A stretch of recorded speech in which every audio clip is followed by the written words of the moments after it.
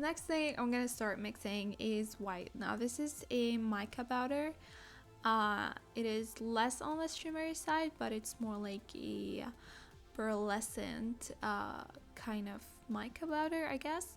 And I'm adding quite a bit because I want a saturated opaque look to the white, and I'm mixing it with a little bit of resin.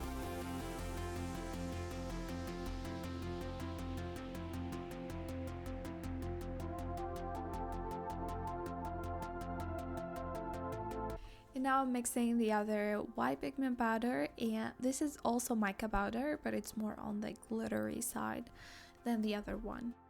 And I'm adding quite a bit because it's quite light and it's not very saturated.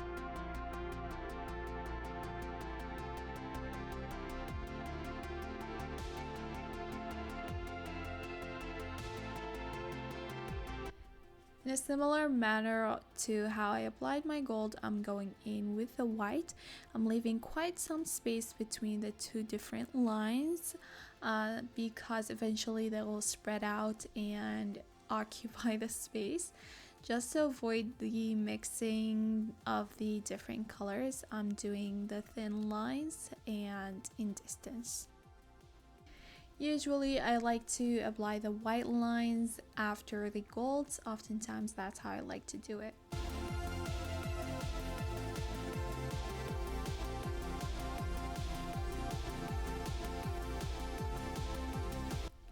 Now I'm going back with the white lines on top of the lines that are already applied to make them spread more and make them look whiter.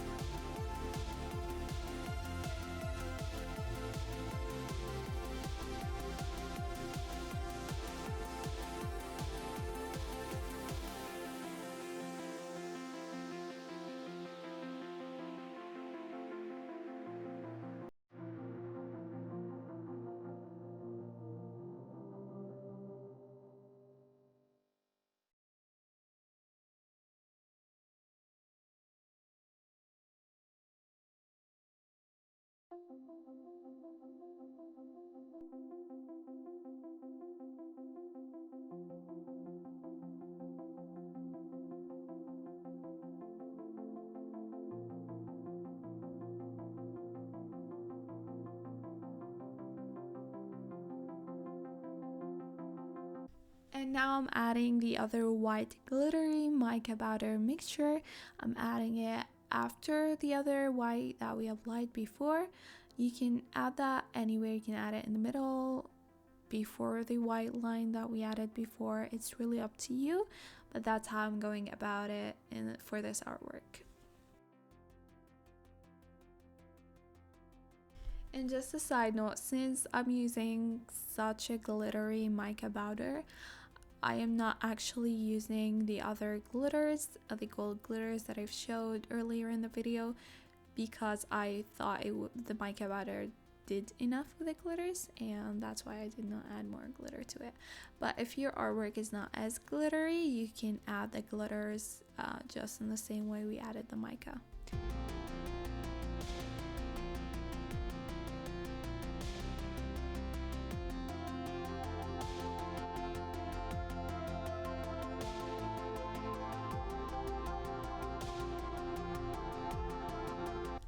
Here I'm using a wooden stick to fill in the gaps and the empty spaces.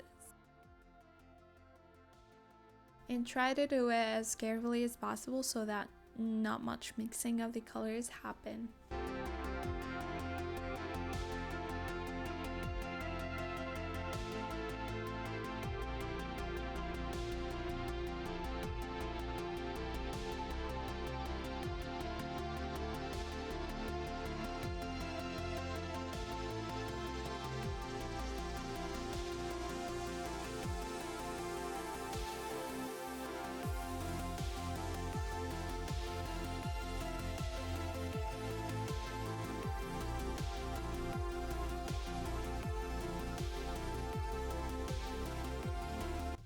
Right, so once all of that done, we're going to start mixing the green color. For you it might be a different color, but for this artwork we're doing green. So just similarly to the white, I have a non-glittery pigment based, green pigment based, and then I have a glittery mica pigment powder, which I'll be mixing with resin. So we have glittery mica powder and non-glittery pigment based. I always like to do a combination of both glittery and non-glittery pigment paste just to add some balance. I feel like when the artwork is looking too glittery, it does not look very nice, and when it's just non-glittery, it's also the same, not nice. So I like to do a combination of both. I definitely say less of the glitter component, but more of the non-glittery component, but just a little bit of glitter to just add that glamour to the piece, and the non-glittery pigment to just like balance everything out. But this is totally subjective. You may like or dislike one or the other, or even both. So I definitely say try them on your own time. Try both pigments and see what you like and what you don't like. So in the same manner, I added the non-glittery green after the glittery white first, and I kept a distance from it, and then I added the glittery mica powder of the green color after the non-glittery green color, and then I reapplied the color to widen the space, but at first I start in thin lines and in separated spaces.